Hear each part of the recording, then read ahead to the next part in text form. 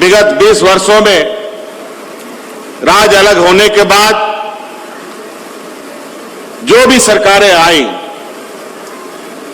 लगभग सभी कार्य योजना कागजों में ही सिमट के रह गया।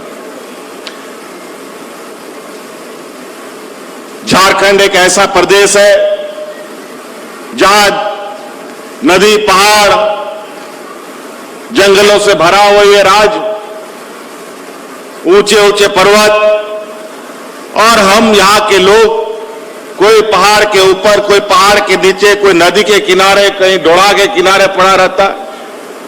हम लोग का गांव देहात भी ऐसे ही बसा हुआ है।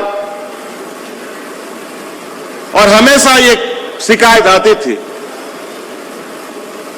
कई ऐसे जगह यहां आज राज्य में ऐसे भी है जहां कभी कोई पदाधिकारी कभी नहीं गया। जब पदाधिकारी ही नहीं गया तो योजना कहां से जाएगा? ना सरकार की आवाज पहुंचती थी, ना सरकार की नजरें पहुंचती थी, ना सरकार की योजनाएं जाती थी। बनता सब कुछ था, लेकिन सब कागज में बनता था और सब कागज में ही खत्म हो जाता था। आज हर छोटी बड़ी योजनाओं का ग्रामीणों तक लाभ पहुंच रहा है कि नहीं पहुंच रहा है, इसकी जानकारी हम सीधे तौर पर लेना चाहते हैं। चाहे वो पेंशन की बात हो, चाहे बिरसा हरित ग्राम से जुड़े योजना, चाहे और भी कृषि लोन माफ की बात हो, चाहे रोजगार की बात हो, चाहे स्वरोजगार की बात हो, चाहे नौकरी की बात हो,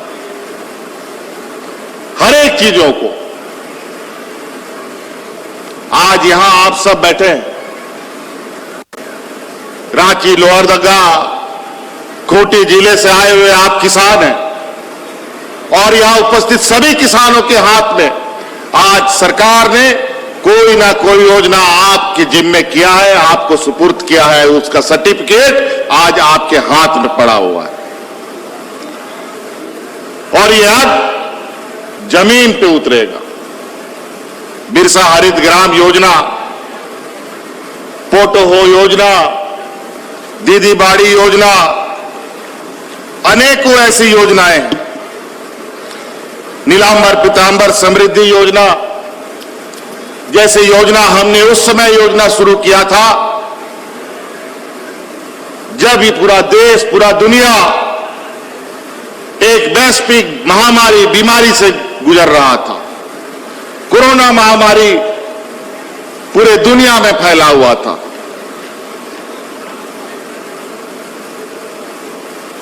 और वो ऐसा महामारी आया कि हाट, बाजार, दुकान, गाड़ी, मोटर सब कुछ बंद हो गया। घर में सबको ताला बंद करके रहना पड़ गया। झारखंड में किसान, मजदूर तबके का लोग सबसे अधिक था। बेचारा घर के बाहर जाएगा तो बीमारी से मरेगा, घर के अंदर रहेगा तो भूख से मरेगा। तो हम लोगों ने कई सोच विचार के साथ, कई कड़े कदमों के साथ आगे बढ़ने का निर्णय लिया।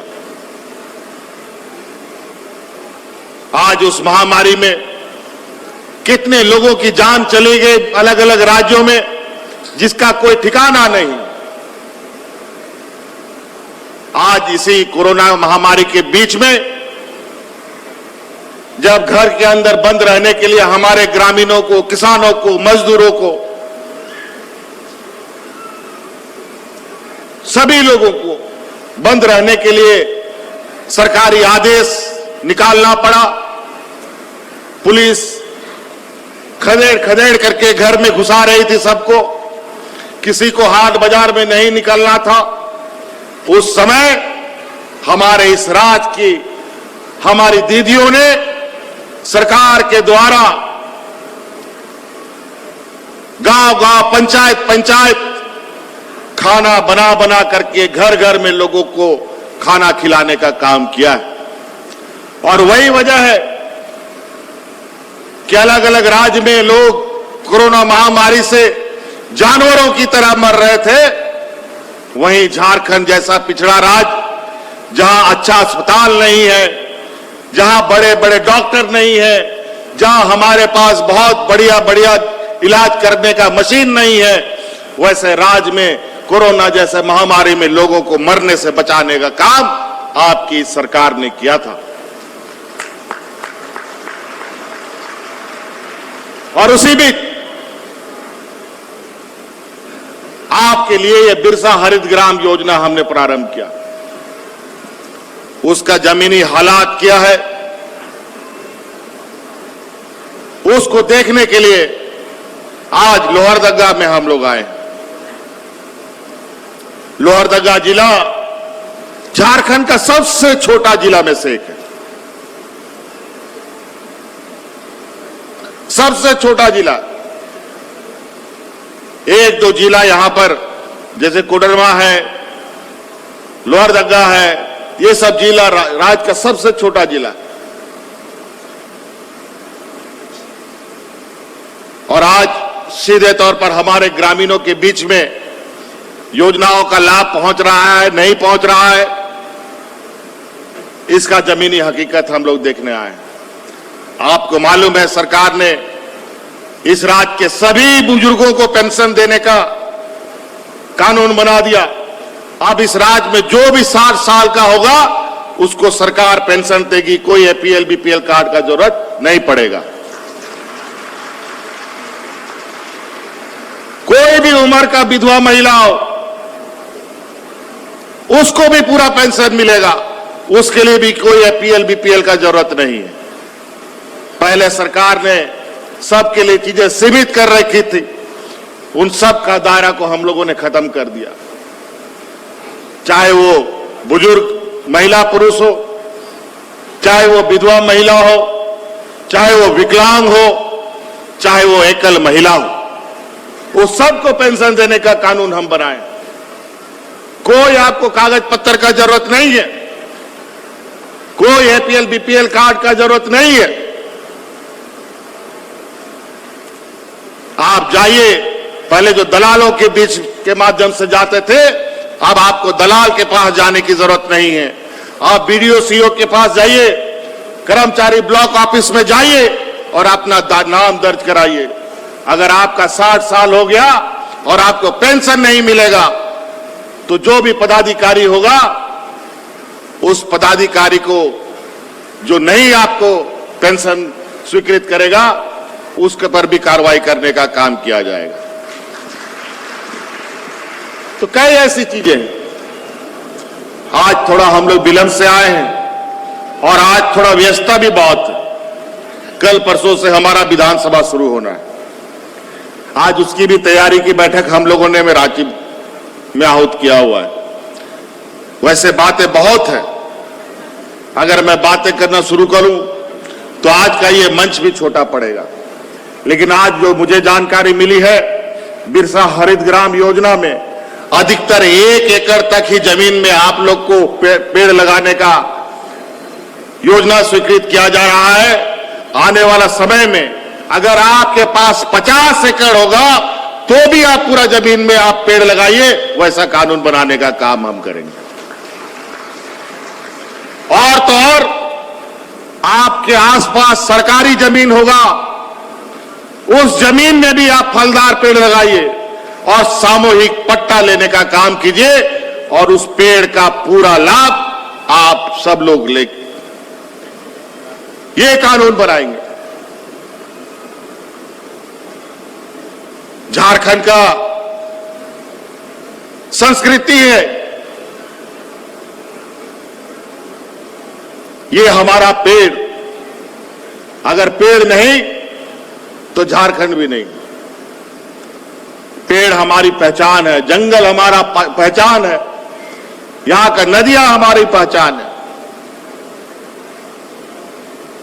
आज विकास के नाम पर कई प्राकृतिक संसाधनों का हम नुकसान भी कर रहे हैं, लेकिन उसका भरपाई भी हमको करना पड़ेगा, यह भी संकल्प लेना पड़ेगा। अभी तो हमको जो पता चल रहा है, अधिकतर लोग आम का पेड़ लगा रहा है। सिर्फ आम का पेड़ लगाने की आवश्यकता नहीं है, बहुत सारा पेड़ है। आप पपीता का लगाइए, नींबू का लगाइए, आंवला का लगाइए, लीची का लगाइए, सहजन लगाइए, कटहल लगाइए, और बहुत तेजी से हम लोग कार्य कर रहे हैं। इन सब जो हम लोगों ने अभी बिरसा हरित ग्राम योजना के माध्यम से फलदार पेड़ लगाने का निर्णय लिया है, और उसका आकलन समय समय पर हम लोग करेंगे, और इसका जैसे ही पैदावार आपको बढ़ता हुआ लगेगा, हम लोगों ने तैयारी कर रखी है। जगह जगह कोल्ड स्टोरेज बनाया जाएगा, जगह जगह हम लोग आप लोगों के लिए बाजार तैयार करेंगे, और आपको बेहतर मूल्य मिल सके इसकी व्यवस्था सरकार करेगी। हम लोग खेती बाड़ी करने वाले लोग इस राज्य के सबसे अधिक हैं। 80% लोग हमारे खेती बाड़ी के लोग हैं। गुमला, लोहरदगा, इस सब तरफ तो बहुत बड़े पैमाने में सब्जियों का उत्पादन होता है, लेकिन बाजार सही तरीके से नहीं मिलता और दलाल बिचौलियों का जमात खड़ा हो जाता है। हम लोग आप ग्रामीणों के लिए ग्रामीण स्तर में ही आप लोगों का बाजार उपलब्ध कराने का योजना बना रहे हैं। आप लोगों के लिए कोल्ड रूम, कोल्ड स्टोरेज, बड़े बड़े हाट की तैयारी हमारी प्राथमिकता है, ताकि आप किसानों को अपने पैदावार का सही मूल्य मिल सके। बहुत सारी चीजें हैं इससे जुड़ी हुई, सिर्फ बाजार ही नहीं बल्कि फूड प्रोसेसिंग के लिए उद्योग को भी लाने की हमारी कार्य योजना तैयारी हो रही है, ताकि यहीं पर जो भी पैदावार होता है उसको प्रोसेस करके उसको और बेहतर बनाने का एक उद्योग का दर्जा राज्य में हमारे किसानों को उद्योग के साथ जोड़ा जाए, ये भी हमारी परिकल्पना है। इसलिए कई चीजें हैं जो मैं हमारे मंत्रीगणों ने पहले ही कहा कि सरकार अब मनरेगा में आप लोगों को जो मजदूरी मिलती थी राज्य सरकार ने अपने मत से उसमें थोड़ा पैसा और जोड़कर लगभग 200 से अधिक रुपया, कितना दे रहे हैं, लगभग 240 रुपया, 237 रुपए के लगभग आपको सरकार दे रही है। अभी हमको पता चला है भारत सरकार ने कुछ मनरेगा कर्मियों को भुगतान करने के लिए कुछ नई तकनीक को अपनाया है, जिसके वजह से आज पूरे राज्य में कुछ किसानों का मनरेगा मजदूरी भुगतान नहीं हो पाया है। लगातार राज्य सरकार से केंद्र सरकार को लिखा जा रहा है, इन लोगों का कुछ तकनीकी बदलाव के कारण से थोड़ा उसमें विलंब हो रहा है। हमारा प्रयास है पैसा होते हुए भी वो पैसा आपको भुगतान नहीं किया जा रहा है। हम लोग का प्रयास है उस समस्या का समाधान बहुत जल्द हो। यहां हमारे टाना भगत भाई लोग भी हैं बड़ी संख्या में। मैं इनके लिए भी कहना चाहूंगा कि टाना भगतों को पहले 4,000 रुपया सालाना अपने वस्त्रों के लिए मिलता था, लेकिन आपकी सरकार ने आपके लिए अब 4,000 से बढ़ा करके उसको 8,000 रुपए कर दिया है।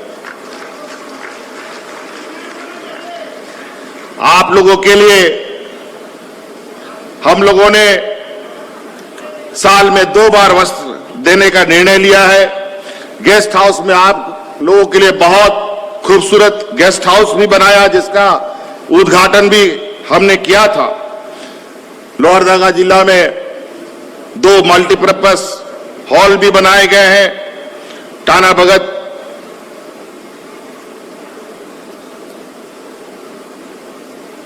जो लोग खेती बाड़ी से जुड़े हुए हैं उनको खेती बाड़ी में उपयोग की जाने वाली उपकरण, चाहे वो ट्रैक्टर हो, चाहे उसे ट्रैक्टर का हल हो, या और भी पशुपालक जो हैं उनके लिए भी अनुदानित दर पर पशु ट्रैक्टर उपलब्ध कराने का भी हम लोग काम कर रहे हैं।